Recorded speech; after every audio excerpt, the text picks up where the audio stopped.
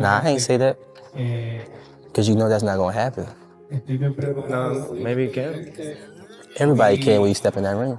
Just don't bite the bullet. Hey, Tio, I never disrespected you, right? I took that disrespect what you said. You did? For sure. They ain't even mention my name when you brought it up. You know, a lot of times they mix my words up. I seen the video. You did? I seen it. Well, I didn't mean to disrespect you, brother. Good business. Wish you nothing but the best. You too, just like I told you. And I meant it. Under the bridge, but what you feel about this matchup? Unbiasedly, what you feel about this matchup? You know these dudes very Shakur well. had talked about this before it was actually official, and I'm like, cool. You know this fight, right? Cool, like, nah, bro, I know, bro. You know what I'm saying? So, like, we all excited about the fight, bro. Like, we all know it's at stake. Like, we've been knowing Teofimo since we was 12 or 13 years old and amateurs, bro. Like, we all been winning nationals together. Now we're pro having to fight each other, so Teo know who he fighting. Things heated up quickly when Keyshawn Davis exchanged sharp words with Teófimo López, and there was nothing playful or promotional about it. The tension felt real and serious, like lines were being drawn rather than headlines being chased. It's all love, right, Keyshawn? It's all love, right? It's all love, right, Keyshawn? It's all leave, right? All right, that's it. It's just a young kid trying to get clout. You know, hasn't made anything, hasn't made no noise, could say what he wants to say. However, hasn't done the recognition, hasn't won a world title. So who is Keyshawn Davis? These guys want clout. Do you guys not understand this? The moment they all get into the moment, right? The momentum. They feel the IQ. They feel the punches. They say, oh, this is real life. I don't want to get knocked out in front of the world. John didn't sugarcoat anything. He delivered a direct warning to Teófimo, saying Shakur Stevenson isn't just going to outbox him.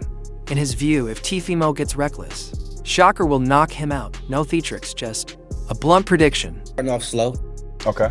And then I see as Shakur wins the first round, as Shakur wins the second round, slowly, I think Teo is eventually going to start picking it up and start imposing his will. Right. And then, you know, it's just going to go from there. That's how I think it's going to go. That's a fair assessment. That's a fair one. Especially for that to be his brother. I think it's going to be closer. Confidence behind it was obvious. This wasn't fan hype or social media noise. It was fighter insight, the kind that comes from gym work, shared rounds, and understanding what real levels look like. Comments like that only add fuel to a matchup that's already boiling.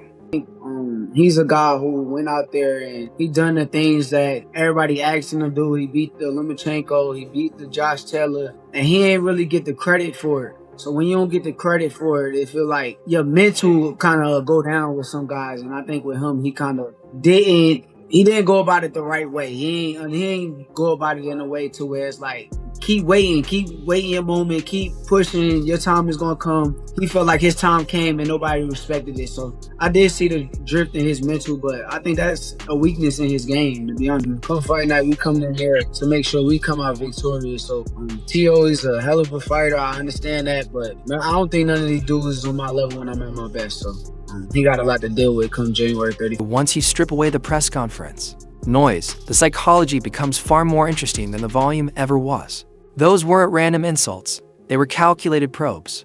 Teófimo López wasn't trying to win the moment. He was trying to disrupt Shakur Stevenson's mental operating system. That's the real strategy at play. I think that Teo just painted outline by being as disrespectful as he can at the press conference because he wants to try to piss this kid off so the kid come fight with him. He has exactly what he wants. So as soon as I go in there, I'm coming straight to his head. You understand where I'm coming from? So, but I think that's what he's trying to get. Yeah, you feel me? But I think that's what he's trying to get Shakur to do. Because why would you say that to a person? What does that have to do with boxing? You feel me? He does. Shakur has great feet, and he's not gonna be able to catch Shakur if he lets Shakur take his time to do what he does. So he got to try to make Shakur come in and try to kill him, which is what he just did at the press conference. Is that his most danger is when he's calm, detached, and processing information in real time. He doesn't fight on emotion, he fights on data. He reads shoulders, foot placement, breathing patterns, and distance, building the fight like a live algorithm. Teófimo, meanwhile, is explosive and creative, but his brilliance often comes in structured bursts. When chaos hits, he looks for a framework to reset. That's why I don't feel bad about what he did because I understand it now. When I saw it, he knows that he is right now. He ain't got much chance than outside picking a shot with Shakur because you don't beat Shakur like that. But if he can make Shakur get reckless to him, he's talking reckless to him to force him to hopefully force him to be reckless. You understand me? So what I would have did, like I said, I would have been reckless at the press conference, so I ain't got to be reckless in the ring. You understand me? I really ain't got that recklessness out the way. You feel me? Just so you know, I know where to be reckless at. Wherever you is where I'm going to be reckless at. You understand me? So, and we got that out the way. So when the fight comes, I can get back to my fight game. You understand me? But he's just trying to do things to draw Shakur to him, to make Shakur be reckless, because if Shakur fights reckless, that gives him his deal. It wasn't personal for ego's sake.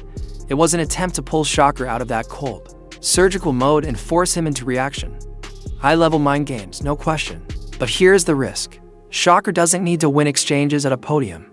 He just needs to stay himself. If he reacts emotionally, Teofimo's power and athleticism become dangerous if he stays patient. The bait loses value and the chaos Teofimo thrives on starts working against him. This isn't about bravado. It's about mental discipline under pressure. One fighter wants emotion. The other wants calculation. Wait, how do you fight a good boxer or somebody that makes you not only think, but make you possibly come for them at certain points in the fight?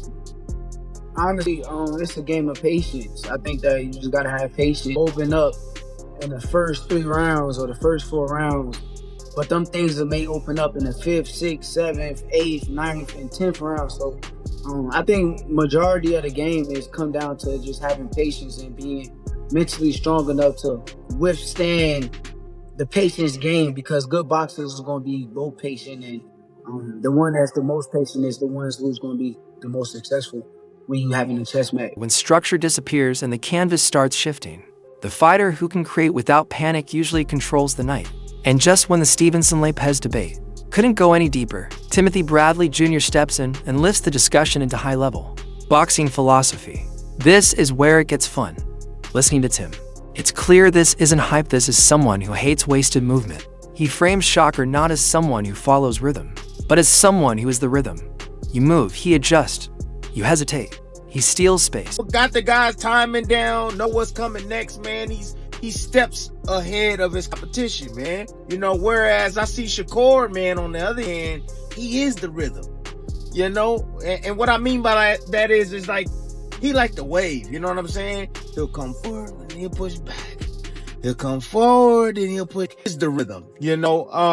And I feel like, you know, him not being the most athletic fighter, his equalizer is controlling distance. That's his equalizer, man. Bradley's comparison lands because it's accurate. Shakur doesn't need to be the fastest or strongest fighter when he's constantly removing options, like closing tabs on a browser one by one. Teofimo Lopez is chaos with talent, creativity mixed with athletic instinct, solving problems mid-fight like improvised jazz. That's exciting and dangerous. But against someone as disciplined as Shakur, improvisation can quickly turn into guesswork. Bradley doesn't disrespect Teofimo at all. He gives him credit, then circles right back to focus. Teo, more so, I would say, he's fast, you know, explosive, and got that punching power, you know, to hurt you, you know, he can sting you. Whereas Shakur is more so like, I would say quick thinker. Very with his movement, decisive with, you know, all his moves, everything he does inside the ring, there's always like a purpose to it. You know, he's always in the right position, you know, to avoid a shot or to land a punch. Shakur doesn't play to the crowd, doesn't drift, and doesn't get distracted. He stays locked in like a student who already knows the answers before the test begins. When Bradley says Shakur takes the air out of a fight, that isn't an insult, it's a warning. Frustration forces athletes to overwork, mistakes creep in, and suddenly rounds are lost without being noticed. Bradley's breakdown isn't flashy, it's precise. And once you see the fight through that lens as a thinking contest instead of a sprint, it's almost impossible to unsee it. Score again. He ain't got that athleticism. He ain't got that explosiveness like Teófimo López got, man. He ain't got that, you know. But what the thing is that Shakur, he knows how to follow a plan, man. He does. And I think that's a major difference too in the fight. and he comes in there and he takes away, man, and he takes away whatever you got going on. Nope, he gonna take that away.